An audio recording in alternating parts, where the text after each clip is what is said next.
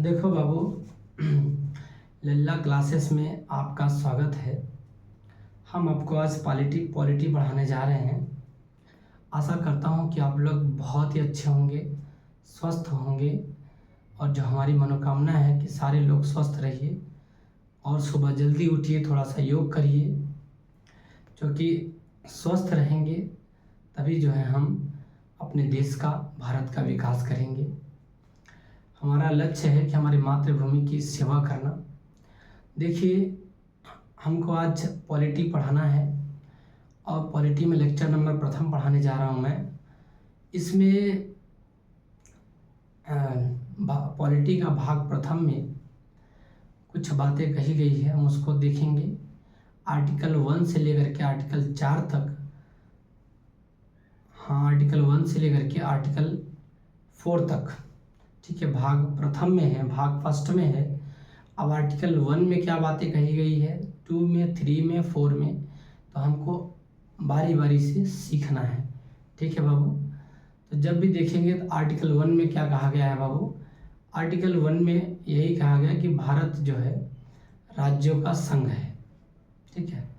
Article 1 में कहा गया है कि भारत राज्यों का संघ है।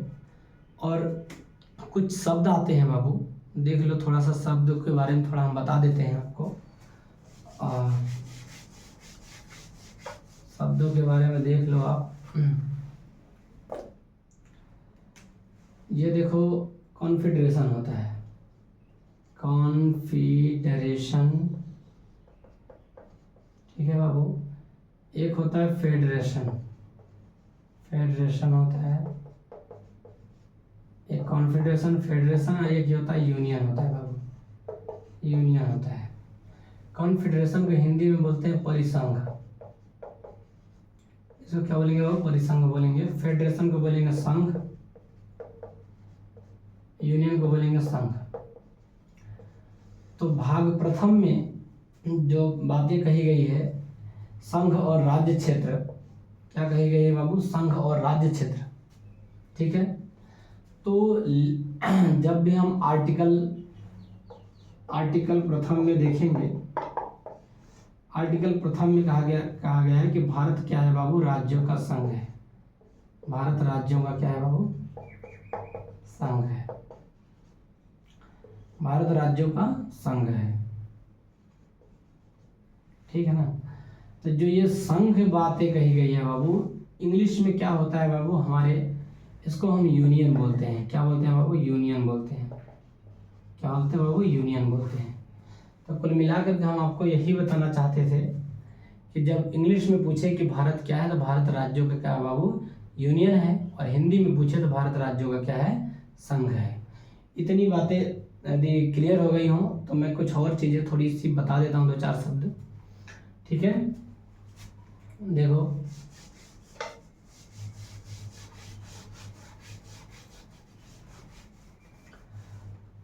थोड़ा सा जान लो। एक शब्द होता है संसद होता है, दूसरा शब्द होता है सांसद होता है, ठीक है बाबू।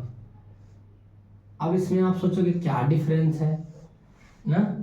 तो देखो, एक संसद होता है, ये सांसद एक आदमी है। सांसद क्या है बाबू, एक आदमी है। और ये क्या है, एक घर है। हिंदी में बोलोगे तो सब शुद्ध बोलोगे, भवन है, ठीक है। तो अब आप याद रखना कि संसद भवन हो गया। क्या हो गया बाबू, संसद भवन हो गया। अब संसद भवन में कौन बंदा बैठता है, तो सांसद बैठता है, एक आदमी बैठता है। और वो कैसे बैठता है, क्या सब लोग जाके बैठ सकते हैं, नहीं। जिसको हम चुनेंगे, जो जनप्रतिनिधि होगा, जिसको हम चुन करके सांसद में भेजते हैं, वो जाकर के बैठते हैं। और जो भी हमारे समाज में घटनाएं हो रही हैं, हमारे समाज में जो अच्छी चीज़ें या बुरी चीज़ें हो रही हैं, उस पर बात करना, उसका जो है सलाह मशवरा करना, फिर उसकी युक्ति निकालना कि उसको कैसे सॉल्व किया जाए, समाज कल्याण करना, सारा काम होता है सांसद का। तो ठीक है, आप सांसद में क्या क्या चीज़ें होती है, तो देखो, ये है बाबू लोकसभा, ये है बाबू लोकसभा, ये है बाबू राज्यसभा, और प्लस राष्ट्रपति। तीन बंदे को मिलाएंगे, तीन चीज़ को मिलाएंगे तो हमारा पूरा क्या बनता है बाबू, ये बनता है, ये बनता है हमारा संसद। क्या बोलता है बाबू, सांसद बनता है। ठीक है, ये संसद। तो जब भी कोई पूछे संसद में कौन कौन से लोग होते हैं, तो लोकसभा, राज्यसभा और प्लस राष्ट्रपति, इतनी चीज़ें आपको याद होनी चाहिए। ठीक है, लोकसभा को हिंदी में भी लिख देंगे, लोकसभा। इसको क्या बोलेंगे बाबू, राज्यसभा। ये बातें आप याद रखना। ठीक है, जो बातें बाद में आती रहेंगी, समझाते रहेंगे, बताते रहेंगे, और आप देखते रहना। अब हम देखेंगे कि भारत क्या है बाबू, भारत राज्यों का संघ है, यूनियन है, और हमारे यहाँ जो है 28 राज्य है और 8 केंद्र शासित प्रदेश है। इतनी बातें याद रखो।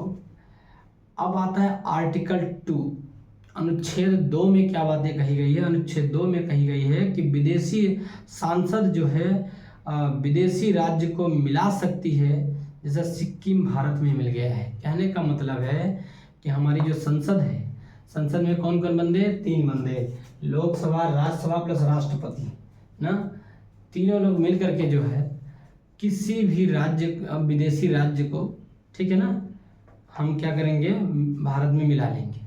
कोई भी विदेशी राज्य होगा हम भारत में मिला लेंगे। और सिक्किम को मिलाया गया था। किसको मिलाया गया था बाबू, सिक्किम को मिलाया गया था। अब हम आगे बढ़ते हैं तो आर्टिकल नंबर 3 में चलते हैं। आर्टिकल नंबर 3 में क्या होगा कि संसद वर्तमान राज्य को तोड़ करके नेम चेंज कर सकती है। ठीक है बाबू, संसद क्या करेगी, वर्तमान राज्य को तोड़ करके नेम चेंज कर सकती है, और बिना राज्य के सहमति पे। सोचो पहले, पावर तो देखो संसद की, संसद जो है राज्य की अनुमति भी नहीं लेगा। जैसे हमारा यूपी इतना बड़ा सा है, यूपी को तोड़ना चाहेगी तो संसद तोड़ सकती है, राज्य का परमिशन मिलनी चाहिए। योगी जी तुम किसी काम के नहीं हो, क्यों, क्योंकि संसद चाहेगी तो यूपी का राज्य को तोड़ सकती है। ठीक है, आगे हम देखेंगे आर्टिकल नंबर 4। आर्टिकल नंबर 4 में क्या बातें कही गई है, कही गई है कि अनुच्छेद 2 एवं अनुच्छेद 3 को अप्लाई कर रही हो। जब संसद जो है अनुच्छेद 2 को और अनुच्छेद 3 को अप्लाई कर रही हो, तो राष्ट्रपति भी मना नहीं कर सकते। 50% से ज़्यादा वोट चाहिए संसद को। ठीक है, कहने का मतलब है कि आर्टिकल 2 और 3 को जब संसद अप्लाई कर रही हो, तो राष्ट्रपति भी चाहे तो मना नहीं कर सकता, क्योंकि जबकि वोट कितने परसेंट होना चाहिए उसको, 50% यदि बहुमत है संसद के पास, तो राष्ट्रपति भी मना नहीं कर सकता। तो अब आप 2 में देख लिए थे और 3 में देख लिए थे। 2 में क्या होता कि विदेशी राज्य को मिलाया जा रहा था। 3 में क्या बातें कही गई थी, आर्टिकल 3 में क्या बातें कही गई थी कि तोड़ मरोड़ करके। आर्टिकल 3 में क्या कहा गया था कि राज्य का नाम जो है तोड़ मरोड़ करके नाम चेंज कर देना। जब नाम चेंज कर रही हो या तो फिर विदेशी राज्यों को मिला रही हो, 50% का यदि उसके पास संसद के पास बहुमत है, तो उसको राष्ट्रपति भी मना नहीं कर सकता। ठीक है, इतनी बातें थोड़ा सा देख लिए। आगे नोट, कुछ बातें कही गई है कि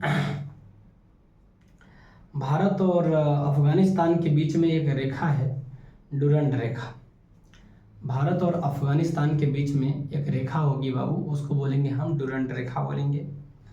1893 में खींची गई थी। कब खींची गई थी बाबू, 1893 में खींची गई थी। और बर्मा भारत से अलग हुआ था 1935 में। तो बर्मा तो काफ़ी दिन तक रहा। बर्मा भारत से कब अलग होएगा बाबू, तो 1935 में अलग हो जाएगा। ठीक है, और भारत और अफगानिस्तान के बीच में जो रेखा खींची गई थी 1893 में। ठीक है, 1893 में। आगे हम देखेंगे पाकिस्तान। तो सारे लोग जानते हैं कि 1947 में ही पाकिस्तान भारत से अलग हो गया था। और पाकिस्तान जो है था, जब पाकिस्तान और भारत का बंटवारा हो रहा था, तो उस समय जो है पाकिस्तान के पास देसी पेनिनसुला स्टेट कितने थे, 13 देसी रियासत थे। कितने रियासत थे बाबू, 13 देसी रियासत थे। और भारत के पास में जो है 552 थे। कितने थे, 552। अब देखो इसमें क्या क्या होता है। 552 देसी रियासत, 552 पूरा लोग मिल गए थे भारत में। 552 में से 3 बंदे ऐसे थे या 3 राज्य ऐसे थे जो भारत में आसानी से नहीं मिले, उनके लिए जद्दोजहद करनी पड़ी। तो 3 नौटंकी करने लगा। पहला तो हैदराबाद, तो हैदराबाद नौटंकी करने लगा कि बोला कि हम भारत में नहीं मिलेंगे, हम अलग से अपना देश बनाएंगे, हैदराबाद कहने लगा। तो हैदराबाद को सरेंडर करने के लिए क्या चलाया गया बाबू, ऑपरेशन पोलो चलाया गया। क्या चलाया गया बाबू, ऑपरेशन पोलो। ऑपरेशन पोलो चलाया गया, पुलिस भेजा गया, मारपीट हुई, दंगा हुई, तो उसको हैदराबाद को जो है भारत में मिला लिया गया। आज भी हैदराबाद है हमारे यहाँ। ठीक है। दूसरा है जूनागढ़ गुजरात। गुजरात में, जूनागढ़ गुजरात जो है, अब ये क्या कर रहा था कि हिंदू मुसलमान थे वहाँ पे, तो यहाँ पे क्या किया गया था बाबू, रेफरेंडम हुआ था, जनमत संग्रह हुआ था। जूनागढ़ को मिलाने के लिए इसमें जनमत संग्रह हुआ था, रेफरेंडम हुआ था। हाँ, जो जनता कहेगी वही होगा। तो ज़्यादातर लोग ने कहा कि हम भारत में मिलना चाहते थे, ठीक है, मिल गए। और उसके बाद में आता है जम्मू कश्मीर। अब जम्मू कश्मीर तो पता है कि मुस्लिम लोग थे, वहाँ का राजा जो था हरि सिंह था। जम्मू कश्मीर का जो राजा था कौन था बाबू, हरि सिंह था, हिंदू राजा था। और पीएम कौन था, शेख अब्दुल्ला। पीएम कौन था, शेख अब्दुल्ला। सोचो, राजा हरि सिंह है, राजा कौन है, हरि सिंह है, और प्रधानमंत्री कौन है, शेख अब्दुल्ला। ठीक है। 26 अक्टूबर 1947 को ब्रिगेडियर उस्मानी भारतीय सेनापति की ओर से जम्मू कश्मीर पर कब्जा कर लिया। ठीक है। अब ब्रिगेडियर उस्मानी था, वह 26 अक्टूबर 1947 को जो है भारतीय सेना की ओर से, किधर से, भारतीय सेना की ओर से जम्मू कश्मीर पे क्या कर लिया बाबू, कब्जा कर लिया। और विलय पत्र से कश्मीर को मिलाया गया। तो क्वेश्चन पूछा जाएगा कि कश्मीर को कैसे मिलाया गया था बाबू, तो विलय पत्र से मिलाया गया था। तीनों जो है मिल गए, तो 549 तो आसानी से मिल गए थे, 549 क्षेत्र थे तो आसानी से मिल गए। 3 क्षेत्र ऐसे थे जो आसानी से नहीं मिल रहे थे, एक आंध्र प्रदेश, एक जूनागढ़ और तीसरा जम्मू कश्मीर। आंध्र प्रदेश को तो भाई बताएं कि उसको बिना मारपीट का तो सुधरा नहीं हो, तो ऑपरेशन पोलो चलाया गया आंध्र प्रदेश के लिए। पिटाई हुई खूब, तब मिला। और जूनागढ़ गुजरात, अब जूनागढ़ गुजरात क्या किया, यहाँ पे जनमत संग्रह हुआ हिंदू मुस्लिम का, तो ये जनमत संग्रह से मिल गया। और आगे आता जम्मू कश्मीर। जम्मू कश्मीर पे विलय पत्र से मिलाया गया, जम्मू कश्मीर को जो है विलय पत्र से मिलाया गया। आगे हम देखेंगे तो उस समय जो है शुरू में भारत में 4 राज्य थे। शुरू में भारत में 4 राज्य थे, ABCD के नाम से होते थे। अब 4 राज्य, सोचो इतना बड़ा देश, शुरू में भारत में सिर्फ 4 ही राज्य थे। तो हम देखेंगे ए राज्य में 9 थे। कितने क्षेत्र, ए राज्य में कितने क्षेत्र थे, 9। British province, Bengal, Madras, Mumbai. A में कितने राज्य थे, क्षेत्र थे बाबू, 9 थे। इसको हम ब्रिटिश प्रोविंस के नाम से जानते थे, ब्रिटिश प्रोविंस, जहाँ पे ब्रिटिश लोग रहते थे। तो अब आप सोचो, बंगाल में, मद्रास में, चेन्नई में, तो ब्रिटिश लोग अच्छे जगह पे ही होते थे।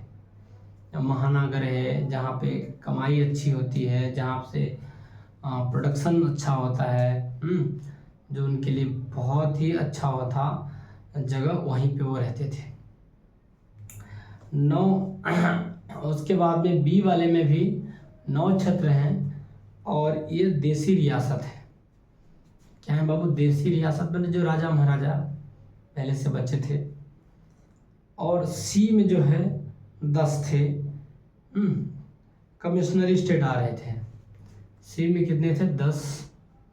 कितने क्षेत्र थे, 10, जो कि कमिश्नरी स्टेट में आते हैं। और डी में यूनियन टेरेटरी था अंडमान और निकोबार। डी में क्या था बाबू, यूनियन टेरेटरी था, उसका नाम है अंडमान और निकोबार। इतनी बातें आपको याद हो जानी चाहिए, ठीक है। आगे आता है बीपी मेनन, पटेल और बेटन ने। कहने का मतलब है कि बीपी मेनन, पटेल और बेटन ने इनको मिलाने में, राज्यों को जो है भारत में मिलाने में साथ दिया था। बीपी मेनन थे, पटेल जी थे और बेटन थे, तीनों लोग मिल करके मिलाया। यस के धर आयोग आया 1948 में, और इसमें कहा गया है कि भाषा के आधार पर राज्यों का पुनर्गठन नहीं होगा। यस के धर आयोग 1948 में 1948 में आता है और कहा गया कि भाषा के आधार पर राज्यों का पुनर्गठन नहीं होगा। उसके बाद में जेबीपी समिति आई, यह भी भाषा के आधार पर मना कर दी। जेबीपी समिति 1948-49 में आई थी। तब आपको याद है यस के धर भी भाषा के आधार पर राज्यों को गठन होने से मना कर दिया, ठीक है, मना कर दिया। और जेबीपी समिति भी भाषा के आधार पर राज्यों के गठन से मना कर दिया गया।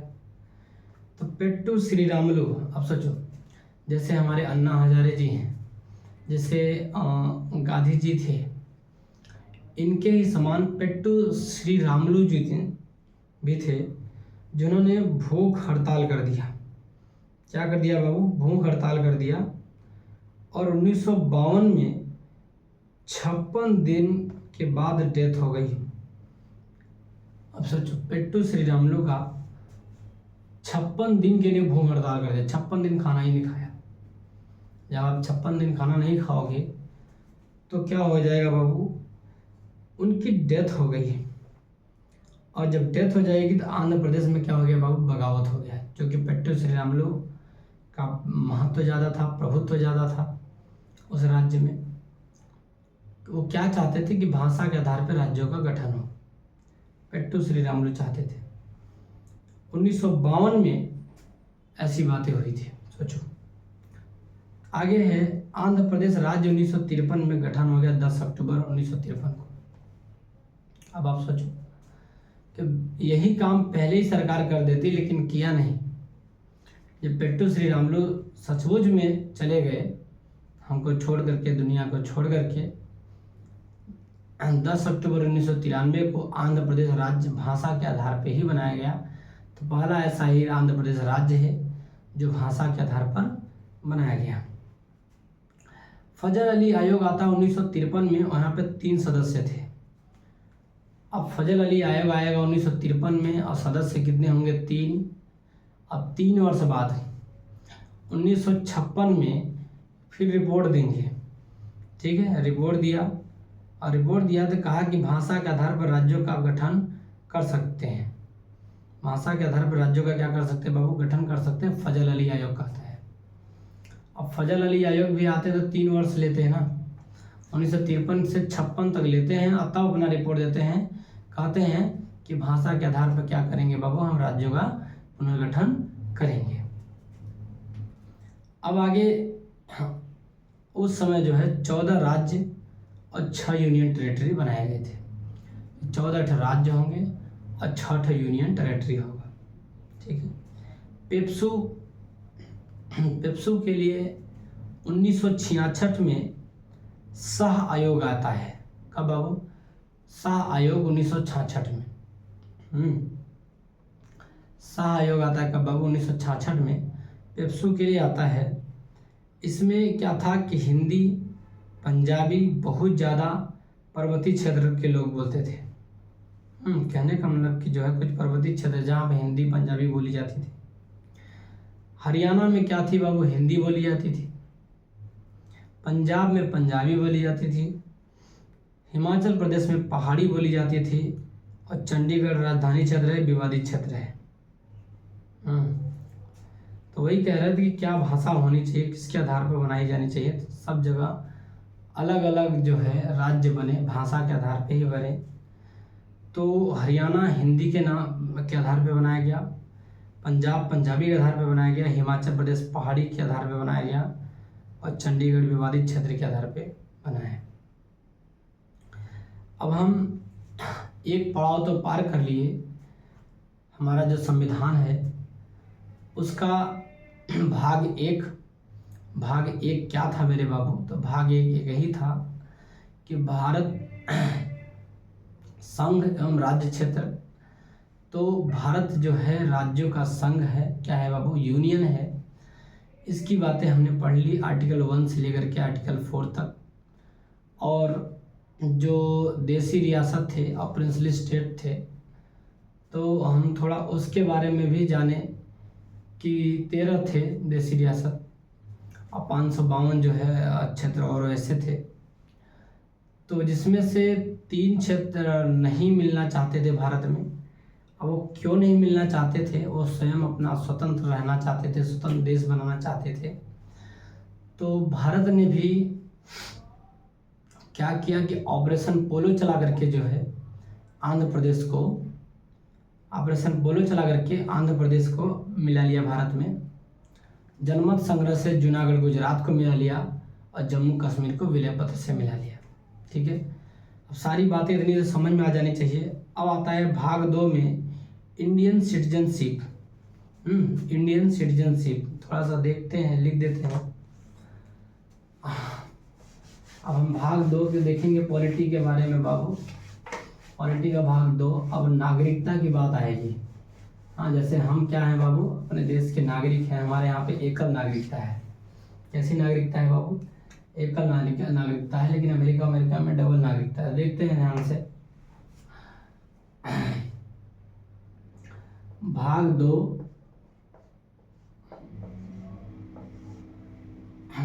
आर्टिकल अनुच्छेद जो है अनुच्छेद 5 से लेकर के 11 तक, 5 से लेकर के क्या बाबू 11 तक जो है हम भाग 2 में पढ़ने को मिलेगा। ठीक है, भाग 2 में क्या पढ़ना है? 5 से लेकर के 11 तक पढ़ने पड़ेगा। इसमें इंडियन सिटीजनशिप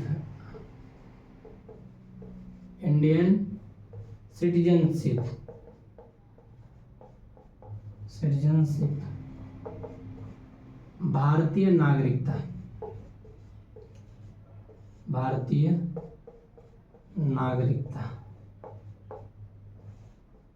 कोई बंदा भारत का नागरिक कैसे होगा, इसके क्या क्राइटेरिया हैं, उसके बारे में हम यहाँ पे सीखेंगे। देखो,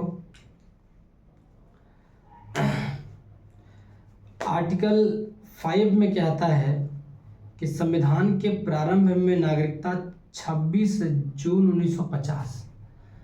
कहने का मतलब है बाबू कि जब भारत गणतंत्र हो गया, तो पहले से भारत के नागरिक हैं। 26 जून 1950 तक जो है भारत के नागरिक हैं।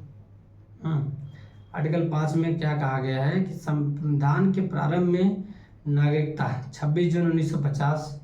तो कहने का मतलब उसका जन्म भारत में हो। 26 जनवरी 1950 तक की बातें करी गई है। 26 जनवरी 1950 तक यदि आप भारत में जन्म हो गया हो, और या तो आपके माता पिता का जन्म भारत में हो, या तो आपका जन्म हुआ हो, या तो आपके माता पिता का जन्म भारत में हुआ हो, और संविधान लागू 26 जनवरी 1950 से पहले से ही भारत के नागरिक हो। 3 बातें कह दिया। 26 जनवरी 1950 से एक क्राइटेरिया दे दिया कि आप उस समय जन्म लिए हो, या तो आपके माता पिता उस समय से पहले जन्म, उस समय के बाद जन्म लिए हो, या तो उसके माता पिता का जन्म भारत में हो, या संविधान लागू के 26 जनवरी 1950 से पहले से ही भारत के नागरिक हो। तब तो आपको जो है आर्टिकल 5 के तहत नागरिक हैं भारत की, और नहीं तो आप नहीं हैं। आर्टिकल 6 में क्या कहा गया है बाबू? कहा गया है कि भारत से क्या कहा गया है कि पाकिस्तान से भारत आए लोगों की नागरिकता उसको परमिट मिल जाती है 19 जून 1948।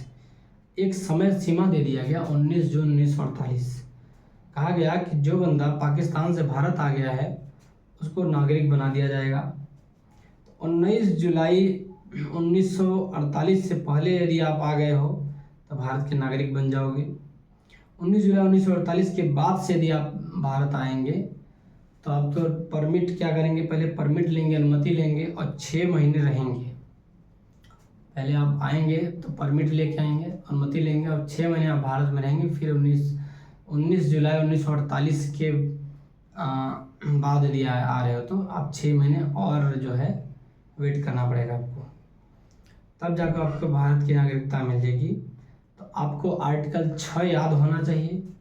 एक समय सीमा है आर्टिकल 6 के लिए, 19 जुलाई 1948 का है बाबू। 19 जुलाई 1948 एक समय सीमा है और इस समय सीमा में क्या बातें कही गई है, इस समय में 2 ही बातें कही गई है कि यदि आप 19 जुलाई 1948 के बाद आएंगे पाकिस्तान से भारत के लिए तो ठीक है आइए, अनुमति तो है आपको, लेकिन 6 महीने तक आपको यहाँ पे रहना पड़ेगा, तब जाकर के आपको नागरिकता मिलेगी, अन्यथा नहीं मिलेगी।